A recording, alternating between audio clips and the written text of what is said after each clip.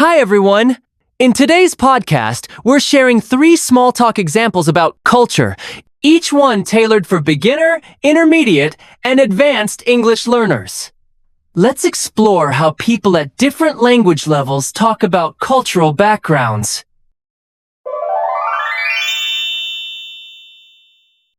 Hi, my name is John. I'm from the United States, and I'm always curious to meet people from around the world.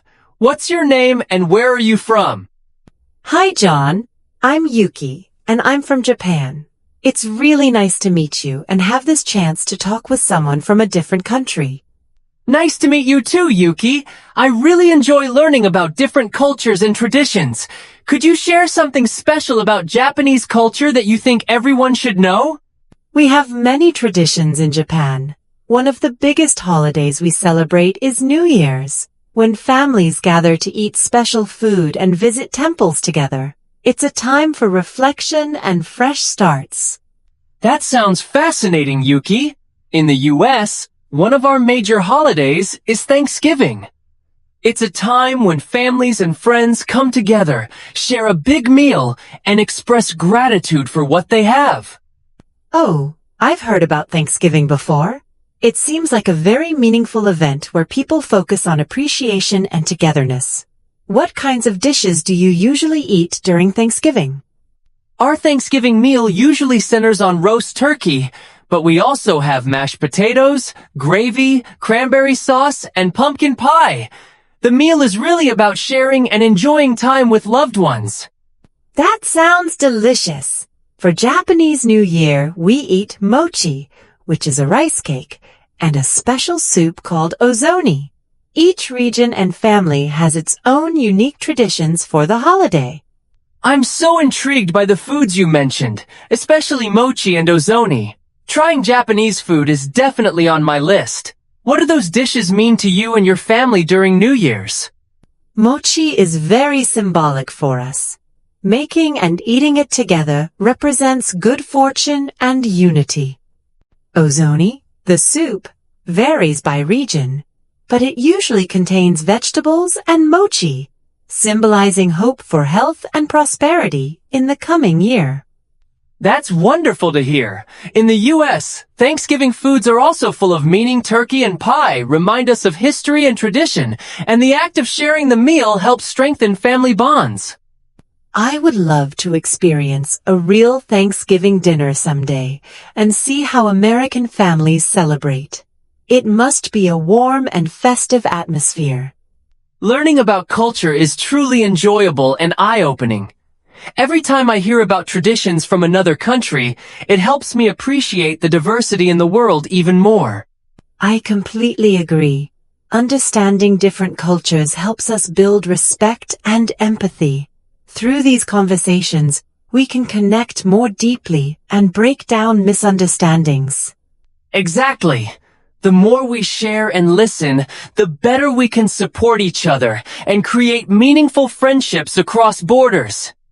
Yes, and I hope more people choose to learn about other cultures. It's a step toward a more peaceful and understanding world for everyone.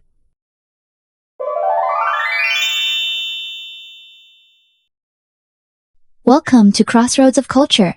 Today, we're exploring the experience of living abroad. Anna, you're originally from Brazil, but now call London home. Can you share what motivated your move and how your cultural identity has evolved since relocating? Absolutely. I moved for work and a desire to experience new environments. Initially, I felt a strong urge to hold on to my Brazilian roots, especially since being in London made me more aware of what made my culture unique. Over time, I found myself blending both cultures into my daily life. That's fascinating. Many researchers note that immigrants often develop hybrid identities. Have you noticed any challenges or unexpected benefits from navigating these dual cultural worlds? Definitely. One challenge is feeling like an outsider at times, but it's also rewarding. For instance, I've become more adaptable and open-minded. Studies show that people who live abroad often gain stronger problem-solving skills and empathy for others, which I've certainly experienced. Let's shift focus to Brazilian culture itself. You mentioned Carnival as a highlight. Could you unpack what makes Carnival so significant, especially for Brazilians living overseas? Carnival is almost like the heartbeat of Brazil. It's a celebration of joy, resilience, and community. When we celebrate abroad, even in smaller ways, it helps us reconnect with home and share our heritage. For example, London's Brazilian community hosts mini carnivals, complete with samba and traditional foods. That's wonderful. How do these gatherings impact your sense of belonging in a foreign country? They create a support system and a sense of home away from home. Sociologists say that maintaining cultural traditions helps reduce homesickness and strengthens identity. Plus, sharing these traditions with locals often sparks cross-cultural friendships. Now, let's talk about British traditions. James, you mentioned enjoying afternoon tea and Sunday roasts. How do these rituals compare to the grand celebrations like Carnival? While British traditions might seem understated, they foster intimacy and routine. Afternoon tea, for example, isn't just about the drink, it's a chance to slow down and connect.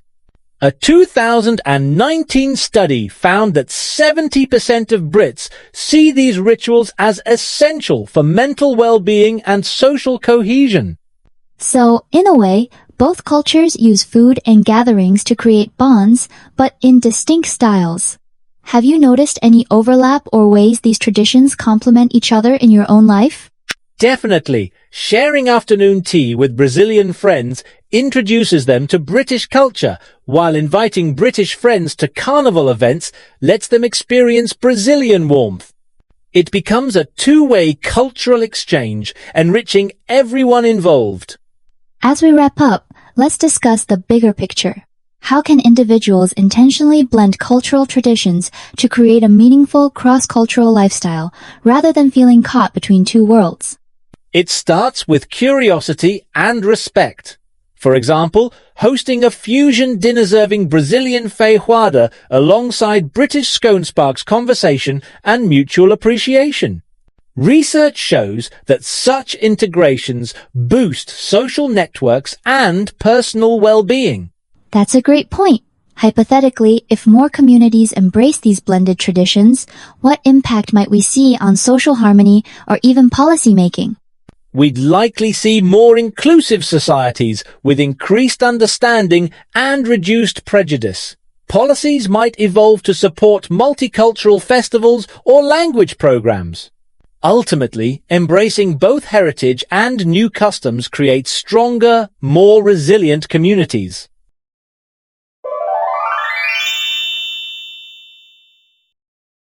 Welcome to today's episode on cultural identity. Amin, you've lived on 3 continents. Have those environments influenced who you are on a daily basis? Great question, Sophie.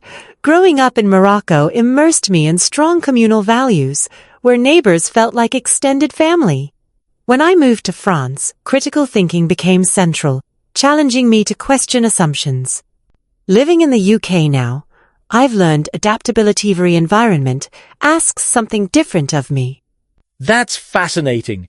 My own experience feels like straddling 2 worlds: Canadian society outside, Korean traditions at home. The interplay between these 2 shapes my sense of self, with daily decisions influenced by both cultures. Absolutely. It's like having 2 sets of lenses to view the world. For example, in Morocco, hospitality is paramount. We'd always have extra food ready for guests. In France, debates at dinner were encouraged, teaching me to express divergent ideas. Each environment instilled distinct values. I can relate. In my family, Korean respect for elders shaped our conversations, while Canadian schools encouraged individuality. It's a balancing act, but one that enriches perspective. Let's explore how this tension plays out in everyday life. Growing up between cultures often comes with difficult choices. Amin, did you ever feel pressured to pick a single identity or way of being?